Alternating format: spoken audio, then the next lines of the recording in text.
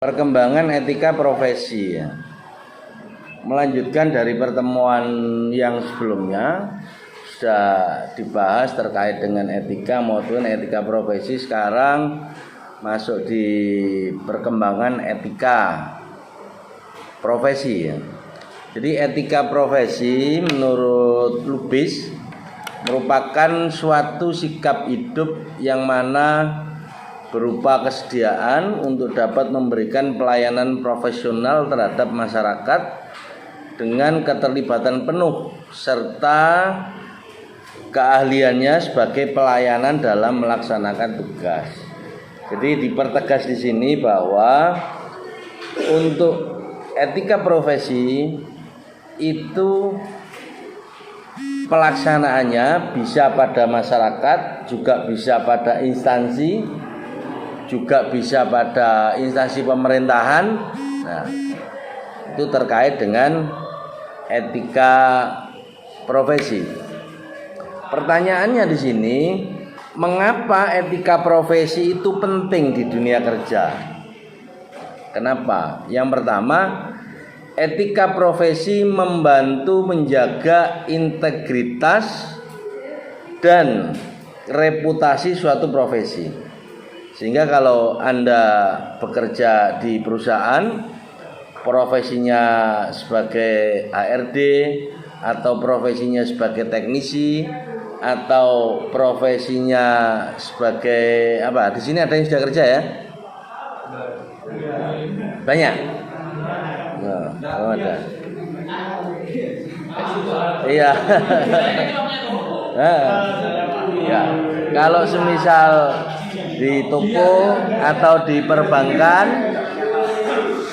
nah, ini harus pakai etika profesi dengan mengikuti nilai-nilai dan standar etika yang tinggi, karena para profesional dapat membangun kepercayaan dan menghormati profesinya. Kalau Anda kerja di sebuah perusahaan atau di instansi pemerintahan tidak menggunakan etika profesi, ini gak ada bedanya. Kamu kerja juga telatnya jam berapa, kamu dalam hal pelayanan iki sakar PDW. Kalau ada temennya dilayani, ada keluarganya dilayani, tapi kalau orang lain ogah-ogahan males ngelayani. Atau itu bagian di pelayanan ya. Sekarang ini kan memang banyak yang dibutuhkan untuk pelayanan itu harus prima. Apalagi sekarang sudah ada sistem, ada sistem kayak di desa itu pelayanan tinggal diketik saja sudah keluar, atau Anda bisa online ya, datang ke sana keluar. Atau di perbankan pelayanan harus ngantri semuanya, tapi tetap mengikuti aturan profesi di situ, sehingga kepercayaan masyarakat, kepercayaan publik itu ada pada Anda. Nah, ini harus tertib ya. Hal ini membantu mempertahankan martabat dan otoritas profesi dalam masyarakat. Anda profesinya sebagai perangkat desa, ada yang jadi kasun, ada yang jadi kaur pemerintahan. Ini bagaimana cara untuk melayani, karena Anda pelayan sebenarnya, pelayan dari desa. Kayak kemarin ada kasus di Tuban itu. Di Tuban itu ada kasus mereka sekdes, kan ada berita sekdes ya, dimintai pelayanan, dijanjeni. Oh besoknya lagi, datang lagi besok, karena ini pelayanan minta surat untuk kebutuhan putrinya, untuk beasiswa atau apa, saya nggak tahu, kurang jelas itu ya. Sehingga setelah 1 minggu berlarut-larut tidak dilayani, besok terjadi insiden pembunuhan. Jadi si perangkat desa tadi tahu-taunya ditemukan sudah terkapar jadi mayat. Nah, ini contoh apa ya, presiden buruk ya, karena dimanapun berada sangat penting ada etika profesi di dunia kerja. Nah, ini itu contohnya itu. Kenapa etika profesi penting? Nah, Di era globalisasi pada saat ini kadang ada yang mempertanyakan. Sekarang kan sudah eranya modern, mau menuju ke postmodern ya. Mengapa implementasi etika pada era globalisasi itu diperlukan? Kenapa? Ada yang bisa jawab? Ya, kenapa ya? Mirza.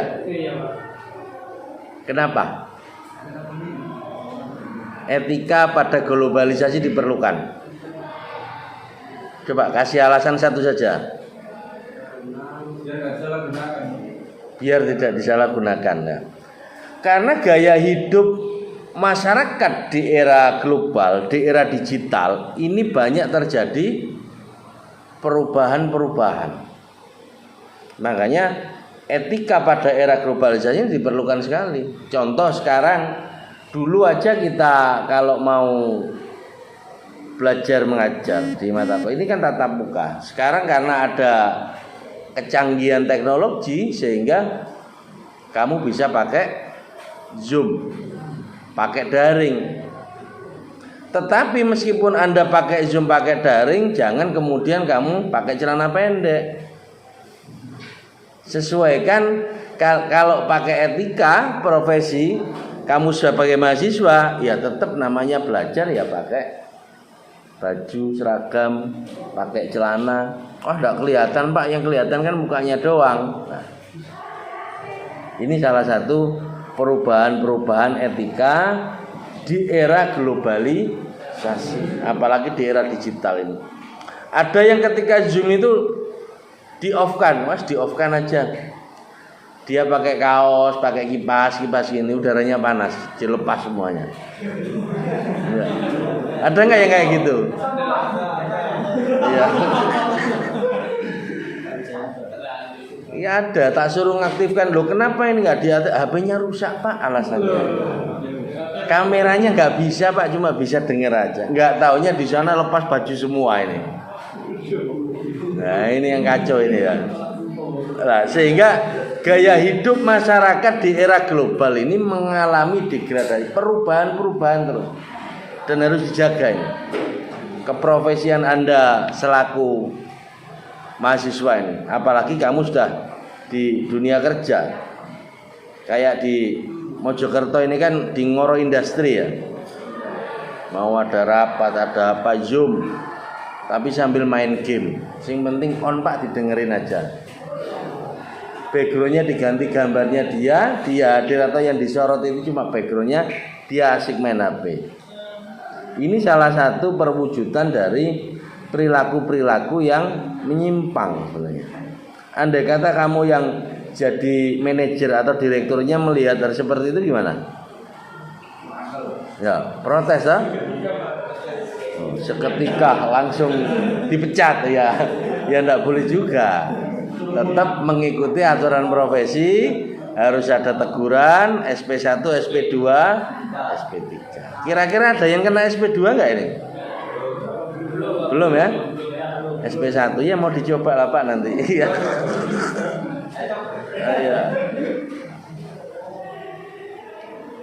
Jadi terpaan komunikasi di era global membawa pengaruh yang sangat luas.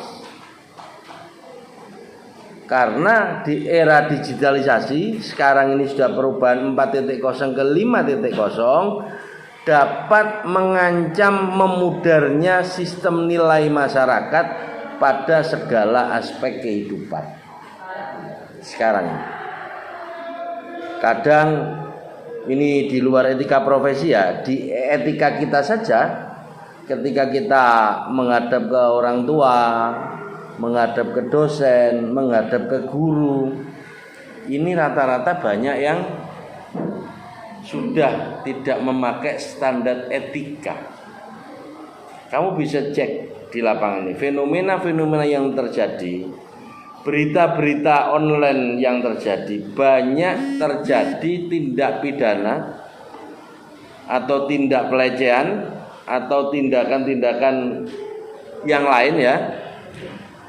Itu karena mereka menganggap bahwa etika itu tidak penting, tidak berguna.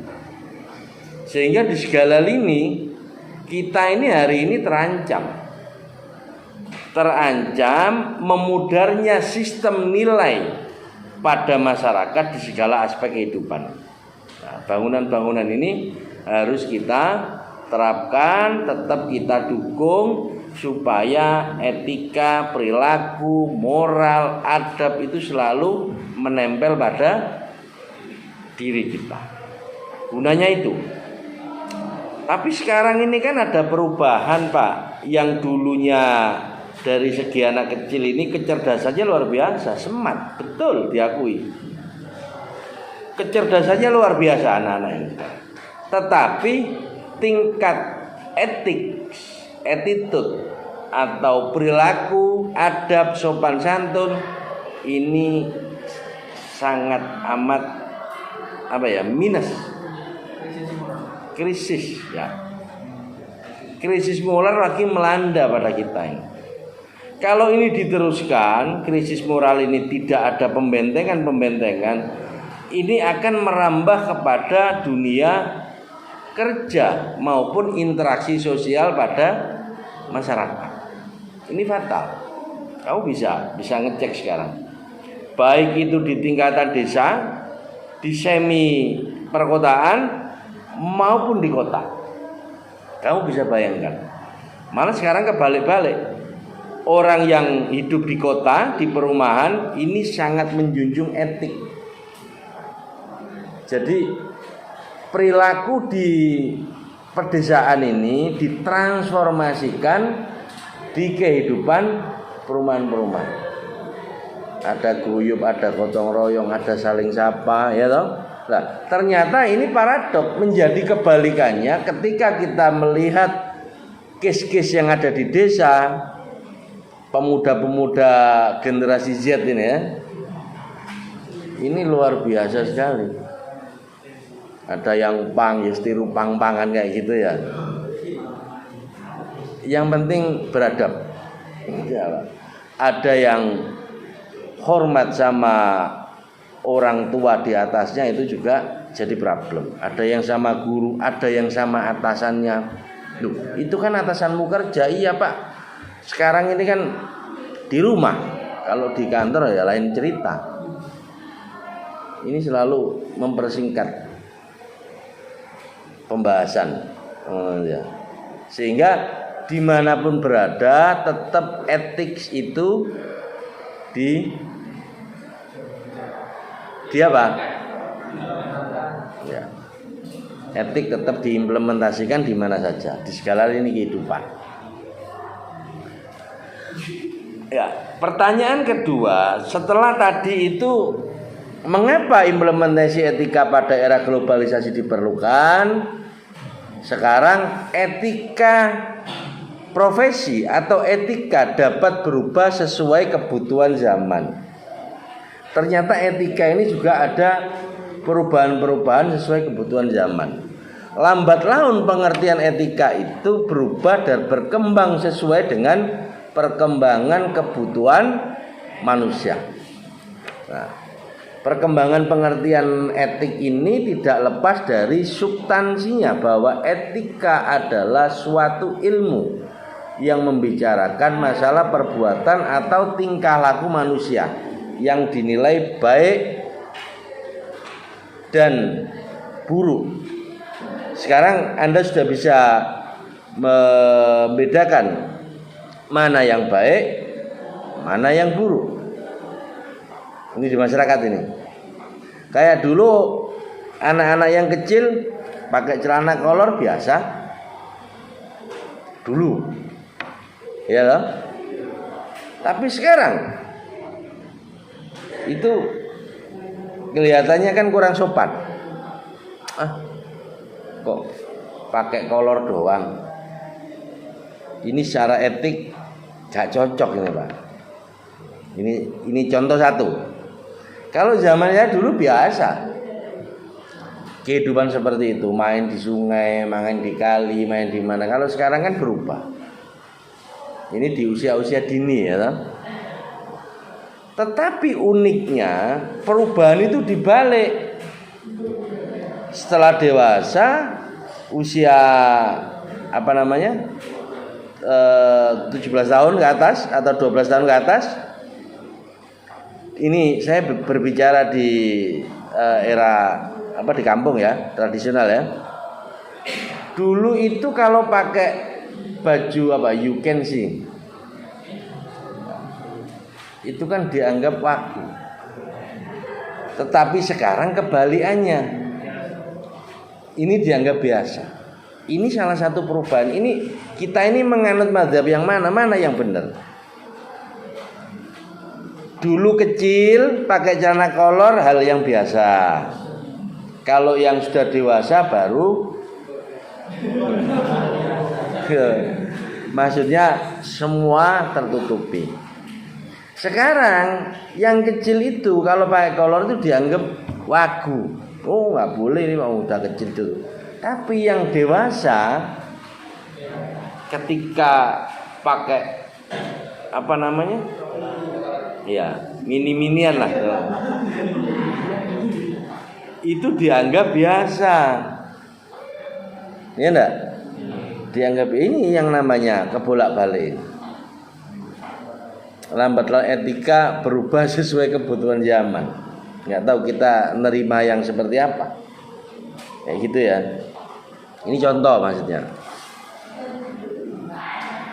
Kemudian ada satu pertanyaan lagi. Kalau sudah seperti itu Pak, di era globalisasi ini secara general, bagaimana sikap kita menyikapi dengan perubahan-perubahan global seperti ini? Baik itu secara perekonomian, baik itu secara produk, baik itu secara kemajuan teknologi atau pengembangannya. Jadi contoh, di era global ini yang harus kita lakukan apa? Mencintai produk ya, dalam negeri, lokal. Kamu kalau belanja produk lokal apa enggak, Mas? Ya. Sampean ya. Iya. Produk lokal apa dalam negeri? Dalam negeri.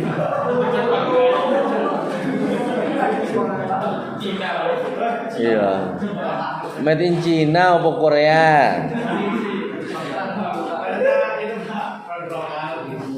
Ya, produk lokal ya. Oke.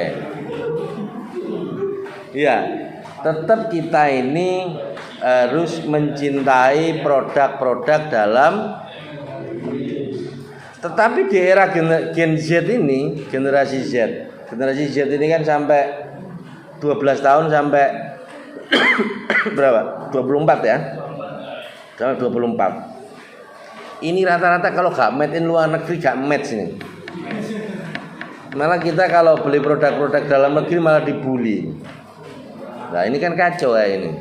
Tetap harus cinta produk dalam negeri. Yang kedua, menyaring budaya asing.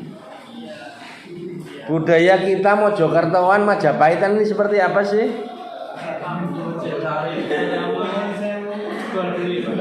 Iya. Online. Ini apa? Ini menyaring budaya asing. Budaya asing itu mulai dari cara bergaul, mulai dari cara komunikasi, mulai dari cara kita interaksi sesama. Kalau dulu ini kalau nggak berjalan dengan lawan jenis, sekarang ini dipikir apa itu?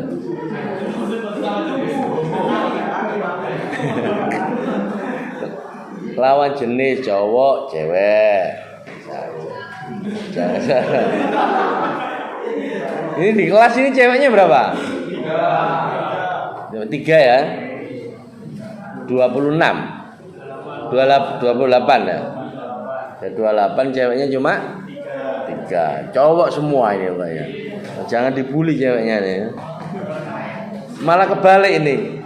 Yang 26 dibully yang 3 ini malah. Oke. Menyaring budaya asing. Kemudian memahami nilai kebangsaan dan Pancasila. Nilai-nilai kebangsaan kita ini jangan sampai lepas, jangan sampai hilang. Meningkatkan daya potensi nasional atau kemajuan teknologi dalam pembangunan, terutama teman-teman informatika ini. IT jangan sampai ketinggalan. Kita harus tetap bersaing dengan Jepang, bersaing dengan Eropa, bersaing dengan Jerman dalam hal ilmu pengetahuan, dalam hal sains. Tetapi untuk attitude dan perilaku kita tetap kita ini orang Indonesia. Jangan sampai berubah-ubah. Ya, mulai dari view, mulai dari penampilan, mulai dari perilaku, mulai dari apa saja ya. Sekarang nggak bisa bahasa Arab, kadang ya ente di mana ente ini ya. Nah, ini iya ada yang kayak gitu, ada yang ini apa-apa, it's okay lah. Tapi jangan membawa budaya-budaya yang sekiranya di lingkungan Anda ini kurang pas, Anda akan dianggap apa ya kan aneh-aneh ya. Meningkatkan pengembangan usaha mikro, usaha UMKM ini sangat penting. Mahasiswa saya di ilmu pemerintahan ada ya, ini di luar teknik ya, itu sekarang jadi ownernya Koja. Dulu itu Koja itu kopi jalanan. Pertama dia bawa satu gerobak, sekarang ini sudah punya titik di setiap kecamatan ada di Jombang. Ada lagi yang dikembangkan, dia bawa sepeda motor, kopi jalanan nih, Koja, tapi kan branded itu. Awalnya satu, skripsinya dia meneliti BUMDes di kebijakan untuk pengelolaan kopi di Wonosalam. Setelah dia selesai riset, diaplikasikan, dia buka produk itu, buka UMKM. Anda juga bisa seperti itu, karena sekarang ini di kemahasiswaan ini ditekankan kewirausahaan. Sekarang ada banyak konten-konten, ya toh, apalagi yang editing atau apa saja lah. Ini teman-teman ini harus bisa menyesuaikan diri, jangan jadul ya. Bisa menyesuaikan diri dengan perkembangan zaman, dengan keilmuan itu. Saya pikir teman-teman informatika ini sudah mampu untuk ya advance ya.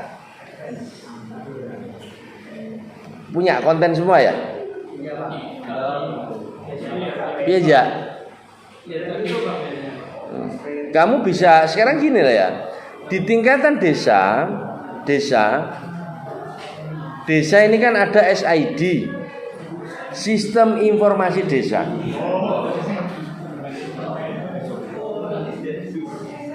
Riset-riset yang dilakukan oleh teman-teman FISIP ini mulai dari satu kecamatan, ini 2021 kalau nggak salah ya. Satu kecamatan Pacet itu hanya 2 desa yang menjalankan SID pelayanan. Bayangkan ya. Untuk pelayanan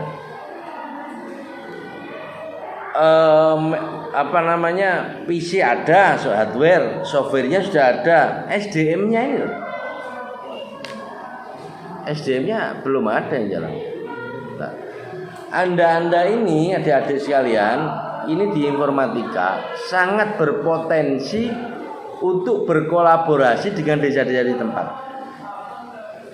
Mereka jadul semua loh. Nah, sehingga peranan-peranan itu kamu bisa dampingi mereka. Di tiap-tiap desa itu pelayannya sekarang ini harusnya sudah pakai SID desa. Gak usah ngetik mana satu-satu, Pak, saya minta, udah online semua sekarang. Nah, ini teman-teman harusnya sudah bisa berpikir ke sana untuk mendatangi desa-desa. Wirja desanya mana? Bijak, sudah pernah masuk ke Bijak. Kepala desanya perempuan ya? Ya, saya pernah masuk ke sana.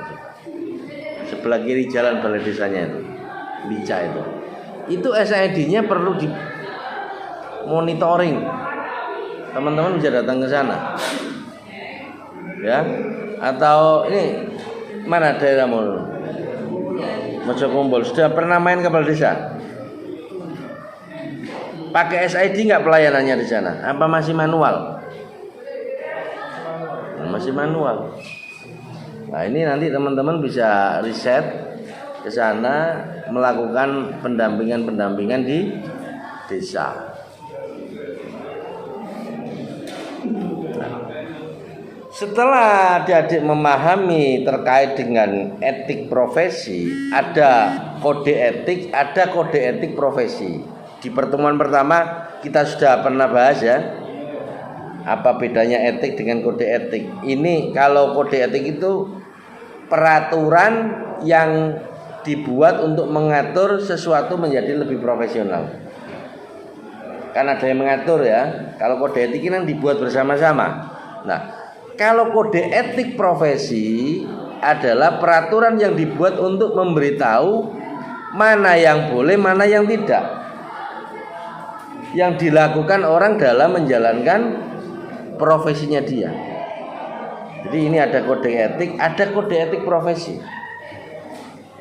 Pertemuan pertama sudah kita bahas kode etiknya kamu jadi dokter, kode etiknya kamu jadi pelayan masyarakat, kode etiknya kamu jadi di perbankan. Nah, ini aturan yang dibuat. Kalau kode etik profesional itu peraturan yang dibuat untuk memberitahu mana yang boleh, mana yang tidak boleh. Nah, kalau umpamanya kode etik profesi tidak digunakan, apa yang terjadi Pak kira-kira? Kira-kira sih terjadi apa? Ya?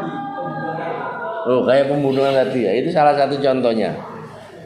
Kalau kita tidak memakai etika profesi, apa yang terjadi? Apa yang semula dikenal sebagai sebuah profesi yang terhormat akan segera jatuh terdegradasi. Ya, kalau kita tidak pakai etika profesi ya, akan jatuh terdegradasi hanya menjadi sebuah pekerjaan mencari nafkah biasa atau istilahnya okupasi. Sehingga ruh dari kelembagaan itu, ruh dari pekerjaan kantor itu nggak ada ruhnya. Terus kayak wong biasa budal nang pasar, golek nafkah, golek blonjo mulai. Ya, golek duit mulai. Kita sudah nggak mau tahu, nggak ada kode etik profesi ya. Mau pakai baju ya terserah, pakai sarungan terserah, pakai celana pendek ya boleh. Nah, ini bahayanya jika etika profesi tidak digunakan.